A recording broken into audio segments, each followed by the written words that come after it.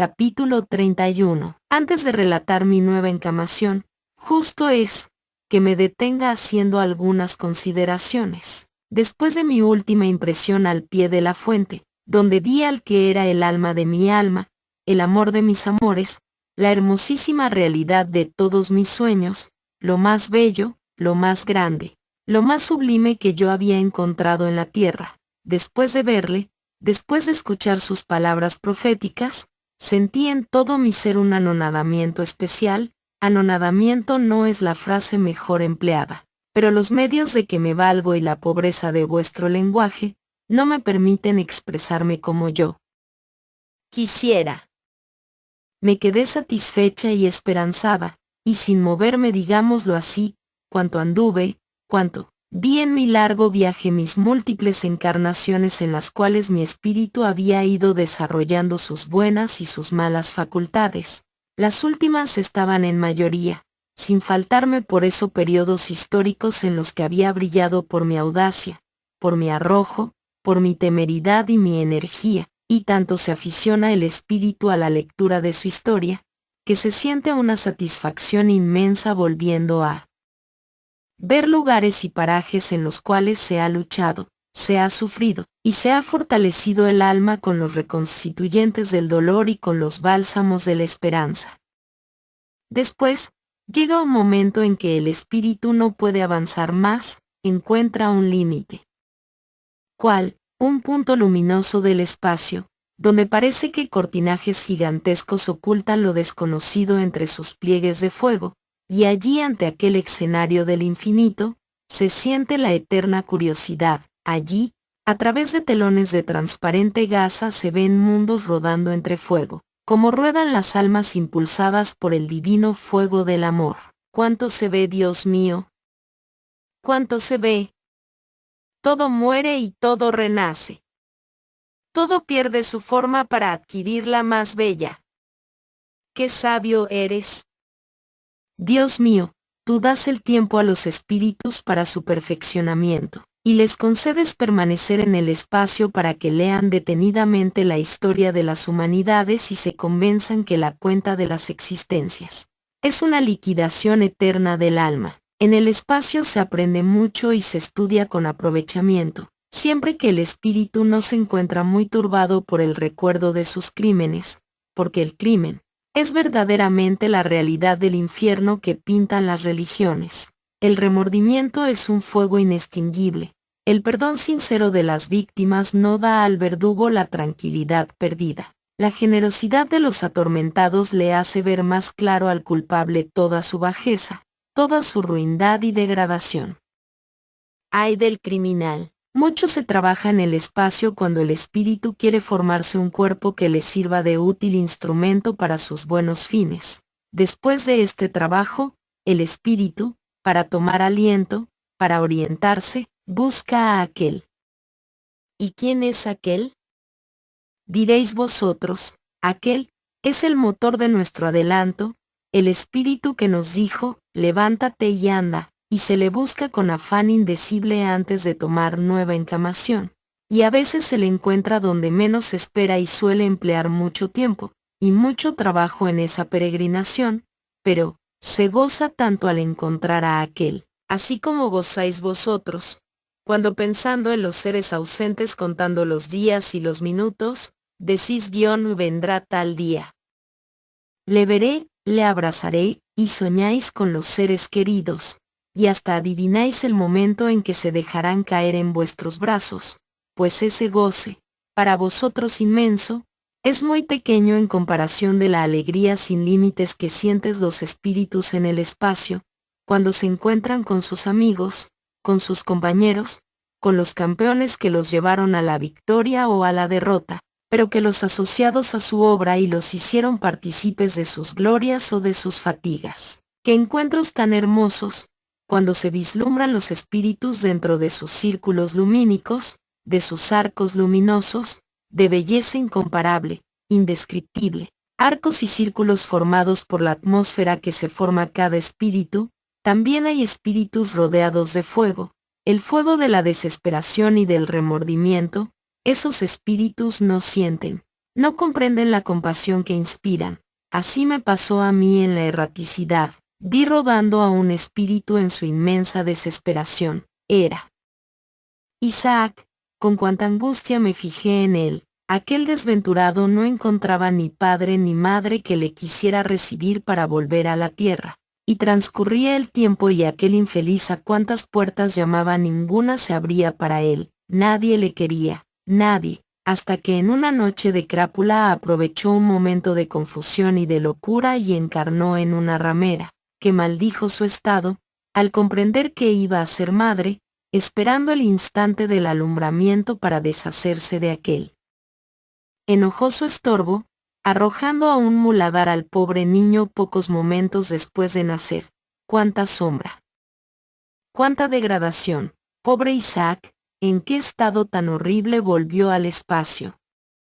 Entonces le hablé, pero él no podía oírme, imposible, mediaba entre los dos una distancia inapreciable para los terrenales. Pero si él no me oía yo misma, y eso me bastaba. Y exclamé verdaderamente compadecida: nadie te quiere, pues quiero que conmigo vivas. Y entonces me pareció que se abría el infinito para mí, escuché armonías de las que en la tierra no se tiene la menor idea, y oí voces tan dulces, tan amorosas, tan expresivas, que yo no sabía si había llegado para mí la hora bendita de entrar en el reino de los cielos. No creáis que es tan fácil encontrar padre y madre, y yo empleé bastante tiempo en formar mi nuevo nido. Miré detenidamente quienes habían de ser mis adversarios para luchar, pero sin odios, y me propuse continuar mi historia, y tomar encamación para seguir propagando la moral más pura y más perfecta, haciendo brillar una nueva luz sobre las caducas religiones. Ahora me propongo, hermanos míos, hablaros de una encamación que tan mal se ha comprendido y tan mal de ella se ha hablado, que yo misma, con ser la protagonista, no encuentro el menor rasgo de mi personalidad en la historia que de mí se ha escrito, inexacta en absoluto. Ya dijo uno de vuestros filósofos que la historia mal escrita es una gran conspiración contra la verdad, y yo puedo asegurar que han conspirado contra mí todos mis historiadores. Después de maduro examen me preparé el camino, y no fue mi encarnación agradable. Ah, no, cumplí con el deber que me había impuesto y nada más. Tuve madre virtuosa y padre desgastado, tuve hermanos que algunos no brillaron por su sabiduría ni por sus buenas intenciones. Mi padre tuvo 2 mujeres, yo encarné en la segunda, así es, que ya encontré mi hogar lleno de familia. Por la misión que yo quería desempeñar elegí el suelo español.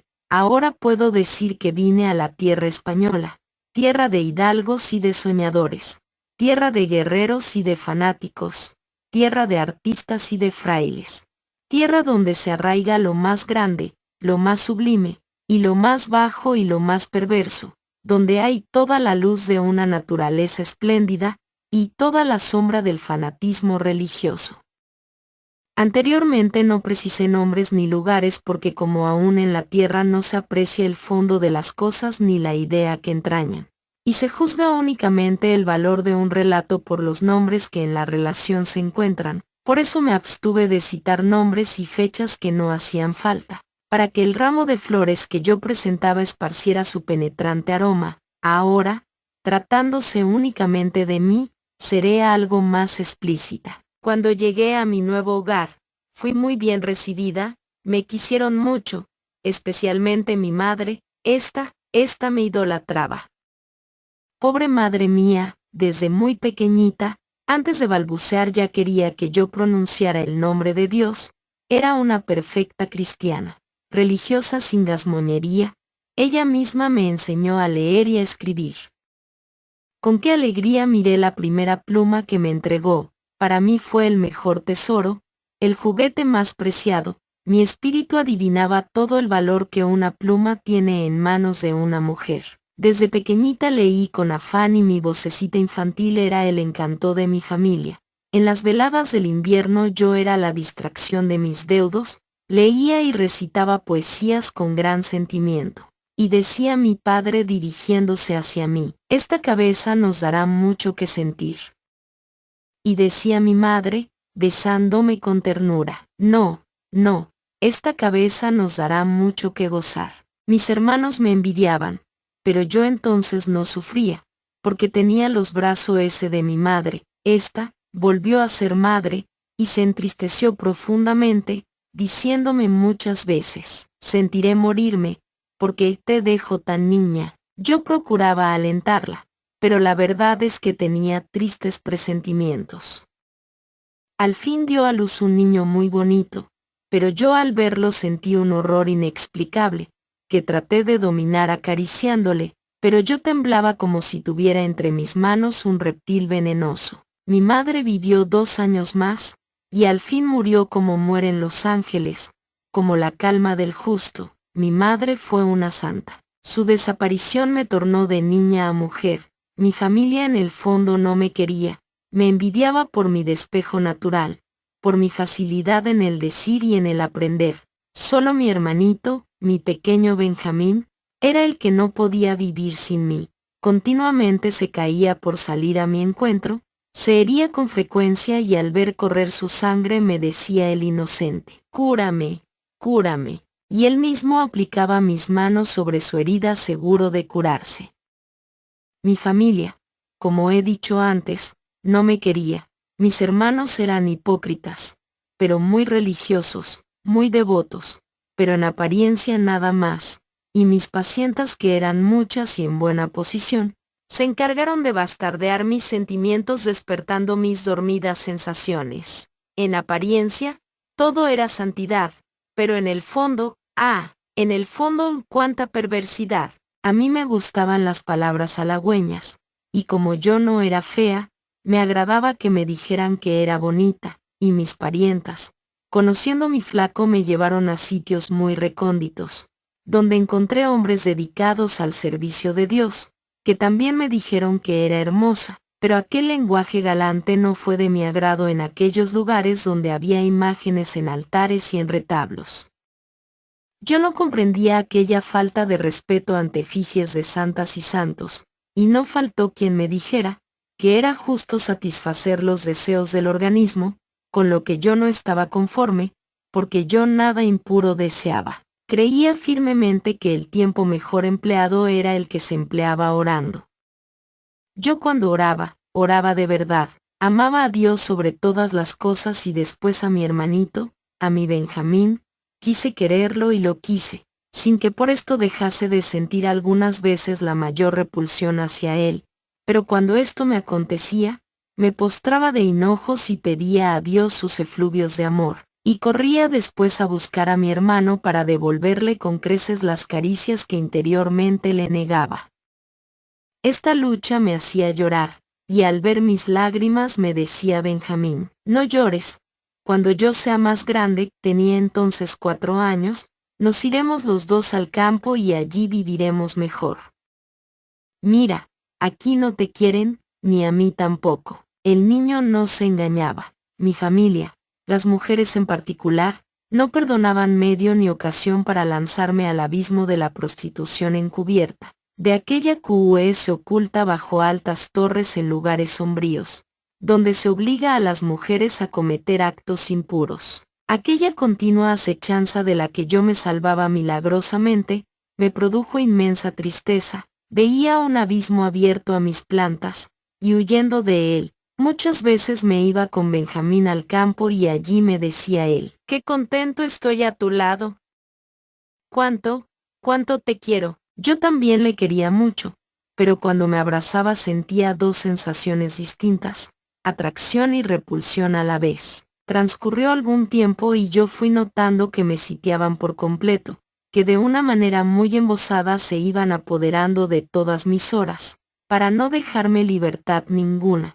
Siempre había fiestas religiosas a que acudir, santos y santas que adornar y vestir, pláticas que escuchar, consejos que obedecer, y se puede decir que solo las horas del descanso nocturno eran las que me dejaban para mis estaciones. Yo no veía nada, pero adivinaba que una sombra me perseguía, sombra que se agigantaba y que de un modo invisible me oprimía entre sus brazos, y a quien volver mis ojos.